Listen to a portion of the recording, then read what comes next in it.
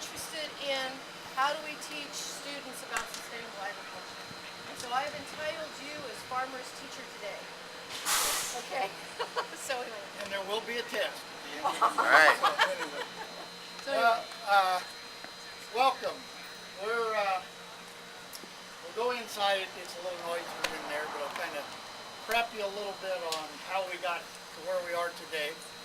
And then we can go inside. There is a restroom also available, and tell you what's going on. We are milling hard red spring wheat today, so you'll get to see that. That will be going to some of the larger bakeries in Portland, Seattle, and in Eugene area here. It's all grown this week. We're milling today. We try to close the circle as best we can. It's grown about 6 miles from here by a customer of SureCrop, my fertilizer company, by a family farm. And this is not an area known for hard red spring wheat or bread flour. We have a lot of wheat here, and it's soft white wheat for pastry flour and noodles and so on, but primarily all for export.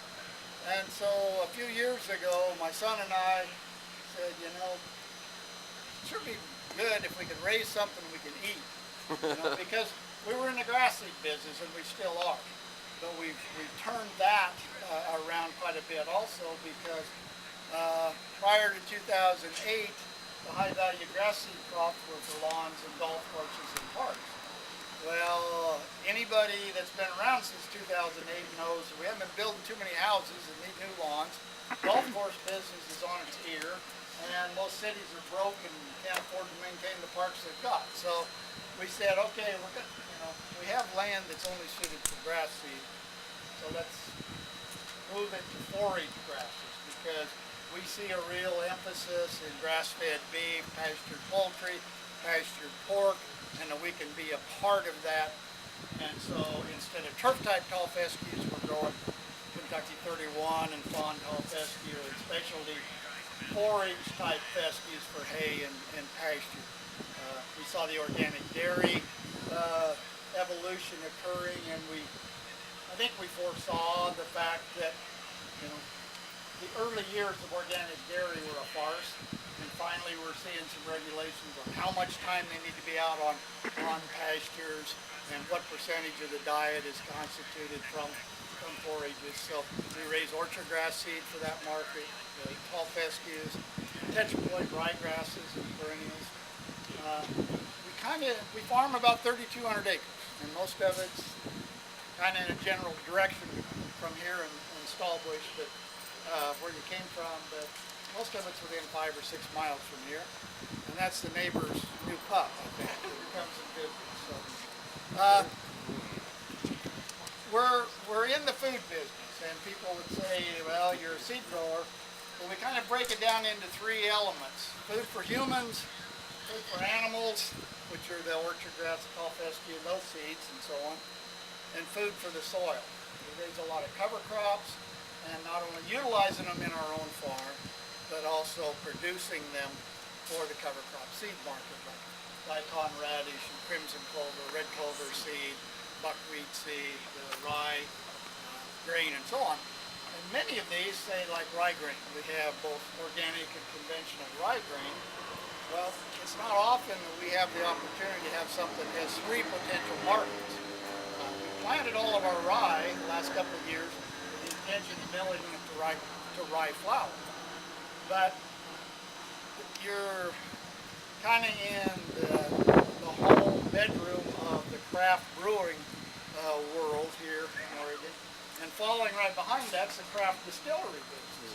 And all of a sudden last year we started getting all kinds of contacts saying, you have rye grain, because we need rye grain for our rye whiskey. And we said, you bet. And then we also sell it for cover crop use. I'm quite certain the highest and best use is for rye whiskey. Or at least the best additional value-added part of it. So, when Anita came and we visited and looked at what we do and discussed honest, what I tell everyone, and hopefully you can relay that back to people, is we've always taken the bent that you never know what the outcome's going to be. Because when you do, you put your blinders on and you eliminate 80% of the opportunities and possibilities. Because if we'd hurried up and milled all of that rye grain into rye flour, we wouldn't have had anything left for the whiskey business or cover crop. So that's just a small story, but right now we're being approached by a new distillery about every month and a half. Wow. Looking for local grains for rye and vodka and gin particularly. So they're again not what we intended when we started. We've got a large enough land base and we've got a good viable agriculture, but it is a seed producing area. We have mild winters, we have dry summers and early falls, so we don't have to artificially dry our seed crops and so on. And because of that, we've got this great infrastructure around here on cleaning grass seed and radish seed, and sugar beet seed harvest is going on right now, and we'll be back into radish seed in a couple of days. We finished half grain harvest Saturday. We did some pinto beans Saturday. Might be pushing the envelope a little bit. So we have the advantage of a lot of areas that are trying to relocalize the grain economy, because I think we've done a wonderful job of farmer markets and relocalizing the food supply. Hey guys, this isn't really for you today, but you showed up to entertain everyone.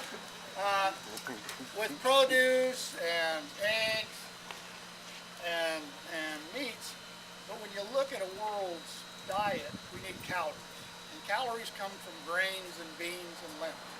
And so there was a project here that got some start about 5 or 6 years ago on trying to develop the Willamette Valley Bean and Grain project.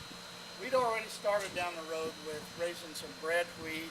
That's when we got started growing lentils and some barleys and so on, with the bent for food, human food. Barley, I think, is a real neglected grain that's really interesting in where we're going to be going with it the next few years. It's lowest glycemic index grain.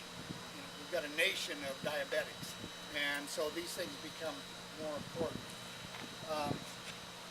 And so from that project, there's now 2 different flour mills here in the valley that have evolved, because once we started down that road, we knew, okay, we can grow these crops, but without the infrastructure you're going to see here and so on, what good does it do us? We're right back into the commodities market, and as Dr. Jones up in Washington State, who I'm going to visit in a couple of days, said, why should Kansas City, Chicago, and Minneapolis Board of Exchanges, grain exchanges, determine what my local community will pay us? And so we really focus on trying to be able to connect locally and regionally with foods. And I think, told Anita, probably one of the greatest projects we've been involved with, and it's young, it's in its infancy, but a few days before Christmas last year, our local food bank came to us and said, we're desperately short of protein. Meat has gotten expensive. We used to get a lot of USDA cheese. Tuna is expensive, and so on. What can we grow locally? Because we want to start intentional growing. And I looked at him kind of funny. What do you mean? All growing is intentional. But when you're a food rescue organization like a food bank, and you wait and see what comes in the door that somebody's willing to give you each and every day, it's mind-boggling what they do. And so they said, what can we put together that we can grow here, that we can contract with growers to grow? So we put together a lentil barley soup mix. 2 parts lentils and 1 part hulless barley. You'll see some of it. We have company at home today, and that's what they were served for lunch, was a lentil barley soup. So anyway, by January we said, okay, we can put this together. Here's some samples, go try it. They took it out for test kitchen, and a couple weeks later they ordered 250,000 pounds of that mix for this year between the local food bank and Food for Lincoln. So then I had told them that I'm sure I can get neighboring growers to do this, who had never grown lentils and had kind of looked suspiciously at us over the fence. But we'd grown lentils for 3 years and fairly good success. But the idea of growing something at a good, reasonable wholesale price, still a profitable crop for them, but feeding their neighbors and making that connection with something that's food in their local community, I had more growers than we could deal with right off the bat and had to limit it. Now, as we're wrapping up harvest now, we'll meet with them this winter and plan what's the next step, because we'll be doing some flour, we're going to be probably doing some baking mixes for them, pancake mixes, those sorts of things that if we provide the raw ingredients here and maybe mill them and their volunteers package and so on, it's better quality food than food box recipients are very often exposed to. And it's become an economic development model, and you don't ever think of food banks being economic development oriented. So a fun project we've been involved with there. So we'll go inside and kind of see what's going on, open to questions, and you'll learn more. Throw the questions at me. If I don't know, I'll lie and make it look like I know what I'm talking about. But actually, I want to address a theme that keeps coming up, and that is always looking to the new thing. And when I was here when Chris and I came here and visited you. Sue was talking about birdseed and why is it that why do we have to get this Niger seed from wherever it's coming from? So if you could tell that story, I appreciate it. Yeah. My wife feeds birds. We feed a lot of birds at our place, and around here our goldfinches love the black Niger seed. Some people refer to it as thistle seed, but it's not thistle. But it all comes, everything that's available from India and Africa and so on, and it often has weed contamination, so it has to be heat treated to prevent germination of dodder and some of the other objectionable weeds. And so my wife said, this stuff's expensive. You grow everything. Why don't you learn how to grow this stuff? So we did some research, and I got to say, most everything we do anymore wouldn't be possible without the internet, because that's how I find varieties and talk to other researchers and millers. And we found a fellow in Minnesota that had a viable variety that was a little shorter season and was willing to sell us some seed. So 3 years ago, we put in 5 acres of it. Last year about 15, and we've got over 40 acres of it this year. And I think we might almost have it figured out this year. But tomorrow morning I have a tour group coming down from Portland that's interested, that it imports 2 million pounds a year of this. And they're interested in having this crop grown somewhere in the western United States. Now I don't know that we're the ideal area, but I'm the expert by default, so we sell a little bit of it here. I think we're sold out this year until I get this crop harvested. But really interesting things. And there again, my father, who passed away a few years ago, we did lots of crazy things. He was never opposed to experimenting with a lot of things, and it's part of our DNA. And what we do. They certainly don't always work out, but I think most of the time they do. I also think that it takes about 3 years for us, to, even though we listen to a lot of expertise from other areas, to 1, learn more about the crop, 2, because maybe of our season, to let us self-select for a strain that's maybe a little earlier, or something that's better adapted. So we keep replanting our own seed, and so what we have in 3 or 4 years is quite different than maybe our original seed stock, just because those that can't stand cool nights in the summer, they never made it to harvest, and so on. So our luck keeps improving usually. So you hear a common theme just emerged, and something we heard last night? Selecting seed suitable for your environment? I thought it was luck. Well, he did say that too, didn't he? That is luck right there when the sun shines. Yeah. I heard learning. There you I'm not go. sure if this is applicable at all, but do you sell anything to like schools? Yes, Yeah. and we sell whole wheat flour to one of the local school districts that, you know, one of the few schools that still has an in-school bakery. You know, because I don't know, most areas, the schools, it's you know, it's terrible because they're down to a warming oven and a microwave. All of the baking equipment is gone away. And we went to the Oregon School Nutrition Conference last year with a booth, and those of us that organically grown and ourselves and some of the other flour companies and fruit companies and nut companies, we're kind of in this outside corridor. You go inside, and it's KFC and every kind of frozen pizza. I didn't know there was that many kinds of frozen pizzas. And food service companies that they just, we've got a neighbor that needs to get in that door right here. You know, really discouraging, but we do have some schools we're working with. But next week, we're going to visit the Bend Lapine School District in Central Oregon, okay? They use a hard white spring wheat. Typical whole wheat bread flours from hard red spring wheat. Hard white's a newer development.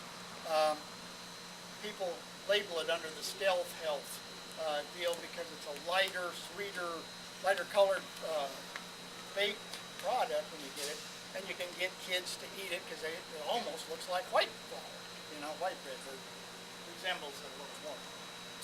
But they're buying some now. It's coming from Montana, being milled in Portland and distributed to Bend. And I said, so we're going over to visit them. We're sending samples out tomorrow to them for them to test bake. But we're approaching it entirely different than what I view our competition is my wife and I will visit them next week after they've had a chance to work with it. And we'll say, okay, here's our price, and we'll be close, we'll be competitive for the rest of school year. But next spring, we're going to plant your field. And we'll have pictures back to the school every couple of weeks that you can connect with those kids that there's this fall sandwich bread and muffins being grown exclusively for you. And I mean, those are opportunities that we have because we can take this all the way from our farm or other growers to the mill and through our local distributors who provide the logistics and make a connection with kids. We do a lot of tours other than you guys, but a lot of them are shorter than you guys. And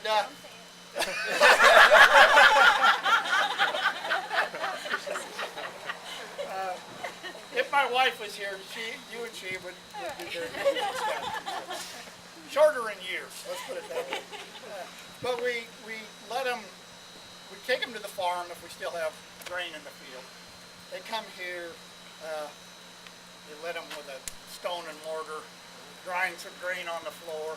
They'll bag some off the bagging of what they've done and give them a recipe and go home and they'll bake some muffins for their parents. And invariably the parents, the teachers, the comment comes back to us is that is the most valuable field trip our kids have ever been on because you've got urban kids getting to just come 10 miles out of town and they experience a farm and see that food all the way through and eat it in that day. And just huge. We have one of these that's electric, just like it's a clipper also, just it's smaller than this. We use that for cleaning a lot of our seasons. You get two different size screens, one to scout out the big stuff, and then one that's just for a lot of things. But what we're looking for now is a gravity table, and if you can see that it shapes.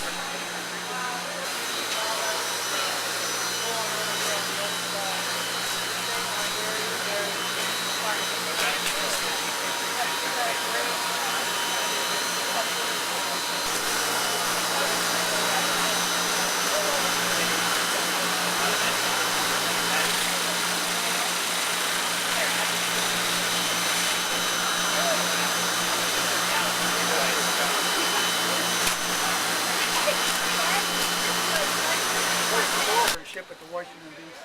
or Tucson, Arizona, and so on like I did the other day. But, you know, we lose our effectiveness and it kind of strays from our core values. So we'd lots rather oversaturate the local market, I guess, than try to stretch, because our story plays out once we get too far away. Because unless people get to come to the mill every once in a while, or come on a farm tour, or see a demo at a farmer's market, or sample something with a flower at a market or something, we're not too much different than anybody else. We are, but it's hard to discern with greater distance. How many people do you have working at the mill and on your farm? Between all of our operations, we have about 35 full-time employees. You saw all of the full-time crew here. When we started, Steve, the miller, he was it. And so we're growing and we're adding continually. We have the capability. We only run one shift, so we have the capability to go to 2 shifts necessary. That platform you'll see up there is built pretty wide. We can put another sifter and another mill in there, side by side, be milling 2 products at the same time. So we can expand here. Ideally, we want to be able, in 3 or 4 years time frame, move this to the farm. We bought an old schoolhouse, old country schoolhouse that we're going to be moving next year. That was early 1900s in the community. We've got to move it a couple of miles. One of our farms we own has an old abandoned building site with an old rundown orchard and so on. The schoolhouse is going to be there. That's going to become our retail store and probably our offices.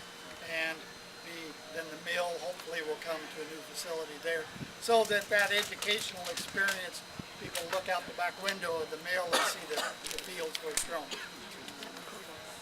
That connection can't be beat. Have I got time, Anita? Get all this done? So yes, you've got plenty of time. Keep living the way you do, yes.